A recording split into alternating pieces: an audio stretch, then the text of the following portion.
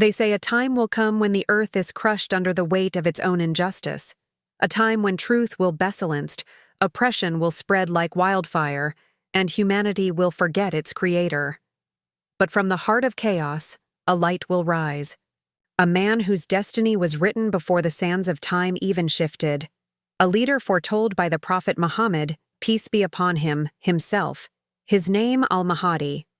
And when he comes, the world will never be the same.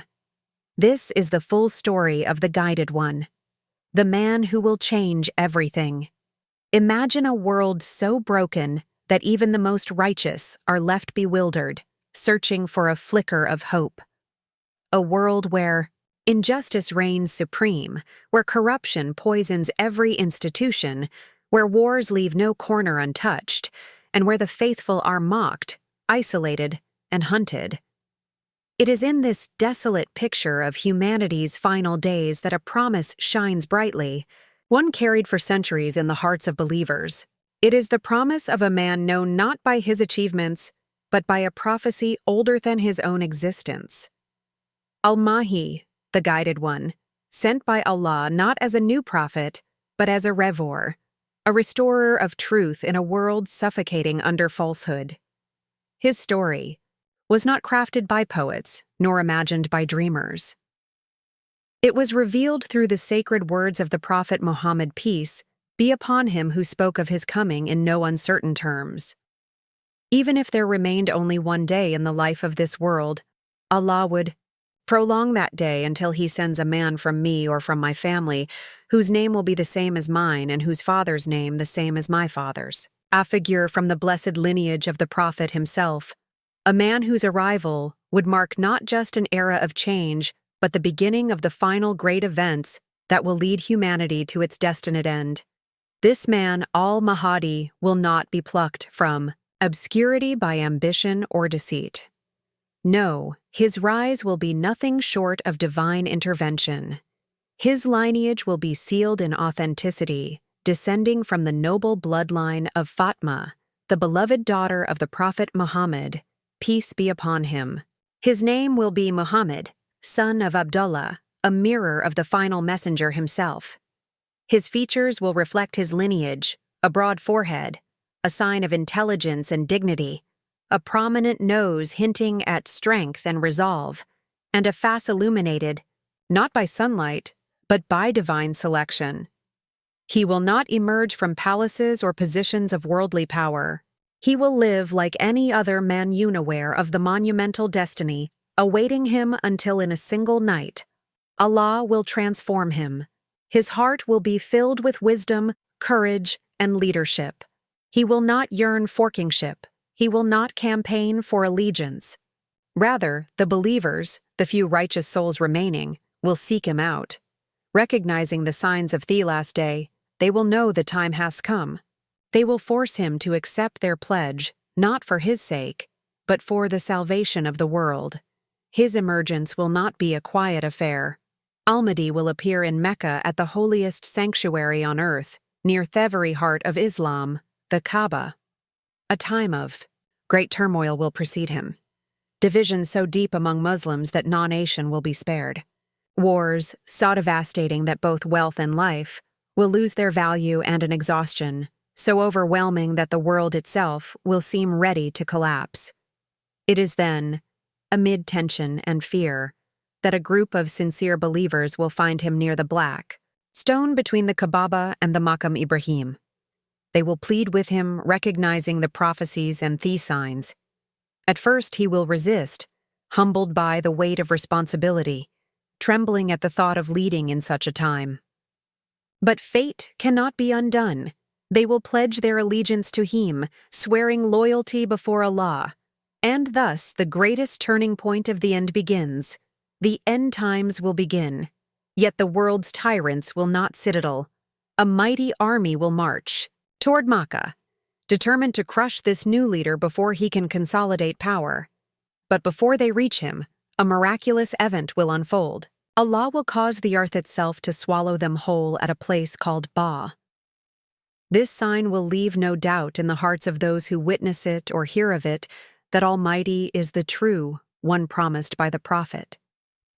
News will spread like wildfire across the globe, shaking rulers and awakening long-dormant hearts. Once established, Al-Mahdi will not rest. His mission is not to bask in authority, but to reform a world so twisted that right and wrong have become indistinguishable. He will rally the Muslim Ummah under a single banner, dismantling the corrupt systems that have enslaved humanity. Under his rule, justice will no longer be a slogan. It will be reality. The Prophet, peace be upon him, described it simply yet profoundly. He will fill the earth with equity and justice, as it was filled with oppression and tyranny. Imagine a world where chromatronet, wealth is distributed so fairly that poverty disappears. Every soul's rights are protected. Rulers fear oppressing their subjects more than they fear losing their own lives. Wealth will pour forth abundantly. Al-Mahdi will give without limit. If someone approaches him for charity, he will hand over treasure without counting, and the seeker will walk away content. Rain will fall generously. Agriculture will flourish. Even wild animals will lose their fear of mankind. Hatred, envy, and greed, the poisons of the human heart, will wither under Al-Mahdi's reign. Yet, even with all these wonders, his era will not be free from trials. Great enemies will rise against him, forces that thrived in darkness and cannot abide the return of the light. Battles will rage. Blood will spill, but each conflict will only strengthen the unity of the Muslims behind their guided leader. Al-Mahdi's reign will be a brief but golden age, a final glimpse of what the world could have been had it obeyed its creator from the beginning. But destiny holds even greater trials ahead. Beyond the victories and unity, a more terrible enemy lurks, ready to emerge into the stage of human history. An enemy so deceptive, so destructive that even the hearts of the strongest believers will be tested to their limits, and Al-Mahdi will be at the center of that confrontation, standing firm, not alone, but preparing the world for the arrival of the only one destined to destroy this ultimate falsehood. It is said that when Al-Mahdi's banner rises and the earth begins to heal from its wounds, the darkest enemy will emerge to shatter the hope that humanity barely clings to. From the shadows of deceit, from the ashes of arrogance, a figure will rise who will claim lordship itself. His name, Al-Mahdi and Dajjal, the false Messiah. When he steps onto the world stage, no soul will remain untouched by his trial. The Prophet Muhammad, peace be upon him, warned his Ummah with urgency. There is no tribulation greater than that of Dajjal. His deception will be so convincing that even the steadfast will tremble. Many who once prayed, once fasted, once believed will fall into his trap like moths to a flame.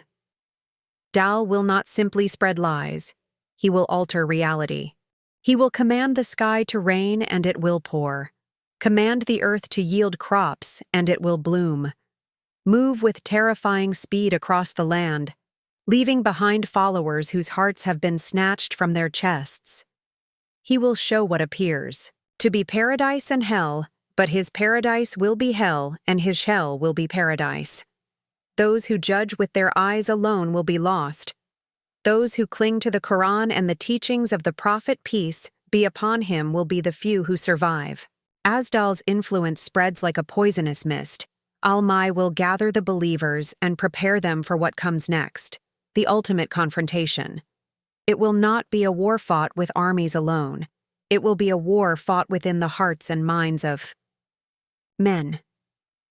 Al-Mahdi will lead the Muslims with wisdom and courage, holding tightly to the Sunnah, shielding his people with a faith stronger than steel. His stand will not be one of surrender. It will be a stand of defiance against falsehood, a declaration that no matter how powerful Dajjal appears, the truth of Allah is greater. And it is precisely at the height of this unbearable tension, when it seems as if darkness may finally engulf the world, that the heavens themselves will split with a divine decree. Prophet Isa, Jesus, the son of Mary, peace be upon him, will descend. He will be carried by angels, his hands resting gently upon their wings, his head bowed, his hair appearing moist as if touched by dew. He will descend near the white minaret in Damascus, clothed in 2 garments dyed in saffron, his face shining with a calm yet powerful authority that none can deny. Isa, peace be upon him, will not return with a new message. His mission will not be to establish a new religion. His purpose is to affirm the eternal truth, to complete the mission, to break the cross, to expose the lies that have shrouded his name, and to slay the false Messiah, Dajjal, with his own hands. He will join Al-Mahdi and the Muslim army. When they meet, Isa, peace be upon him, will gently urge Al-Mahdi to lead the prayer, a sign of honor for the nation of Muhammad, peace be upon him. But Isa will pray behind Al-Mahdi to show the world that he has returned not as a new prophet, but as a follower of the final messenger sealing the unity of all believers. With the armies united, Isa, peace be upon him, will pursue Dajjal. The deceiver will flee his false miracles, powerless in the presence of divine truth. At a place called Lud near Jerusalem, Isa, peace be upon him, will confront him. The jaw will melt, like salt and water at the very sight of him. But Isa will strike him. And with that single blow, the greatest liar the world has ever known will fall. His death will echo across the earth, a signal heard not just by ears, but by every believing heart. The reign of deceit will end in an instant. But the story does not end there.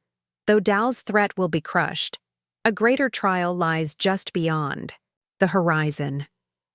From the hidden corners of the earth, a terrifying force will surge forward. Ya'juj and Ma'juj, known to the world as Gog and Magog, vast in number, savage in nature. They will swarm the earth like locusts, consuming everything in their path. Their violence will be unmatched, their hunger insatiable, even Isa, peace be upon him, and the believers will find no strength to defeat them by earthly means. They will flee to Mount T and raise their hands in prayer, begging Allah for help, and their prayers will be answered. Allah will send down a plague that strikes Ya'juj and Ma'juj, at their necks wiping them out completely. Their corpses will litter the earth. A sight so overwhelming that once again Isa, peace be upon him, will turn to prayer. In response, Allah will send birds with necks like camels to carry away the corpses, cleansing the earth from the stench of their destruction. Then rain will pour from the sky, washing the earth until it is purified once more. The rain will pour from Thesky, washing the earth until it is as pure and fertile as it was in the days of its youth. In the aftermath, Isa, peace be upon him, will rule with justice and peace, fulfilling the mission of Al-Mahdi and carrying it forward. During this time, prosperity will reach heights unimaginable. Wolves will graze beside sheep. Children will play with snakes without fear. Hatred will be torn from the hearts of men. Wealth will flow like rivers, yet no one will be in need. Every soul will worship Allah in purity and sincerity. It will be a world resembling paradise, a world humanity has not known since its expulsion from Eden. Isa, peace be upon him, will live among the people for many years. Then, like all humans, he will pass away and be buried in the earth, leaving behind a legacy of truth restored in a world touched by divine mercy. But the story of Al-Mahdi is not merely a tale of future events. It is an urgent call to action for every soul breathing today. It reminds us that deception is a constant threat lurking even when we feel most safe. Truth must be clung to with both hands, even when the world laughs in our faces. Unity among believers is not a luxury. It is survival. Leadership must not be pursued by the ambitious but accepted by the righteous, those who fear the burden of guiding others. The story of Al-Mahdi teaches us that Allah's help comes in the darkest of hours, that no matter how powerful the forces of evil may appear, they are nothing before the will of the Almighty. That signs will be shown, miracles will unfold, but only those whose hearts are anchored in faith will recognize them. It is a story of hope beyond despair, light beyond darkness, and victory beyond defeat. Today, destined in a world that bears every mark foretold: division, injustice, confusion, and the corruption of truth. We are closer to the days of Al-Mahdi than any generation before us. The question that echoes in every heart is not when will he come, but rather will we recognize him when he does? Will we stand firm when the winds of fitna blow harder than ever before? Will we choose faith over fear, truth over comfort, unity over division? Almighty's coming is a promise, but our readiness for it is a choice. And that choice must be made. Not tomorrow, not someday, but a day. Because when the world finally breaks, when the earth shakes and Thesky darkens, when humanity cries out for salvation, it will be too late to prepare.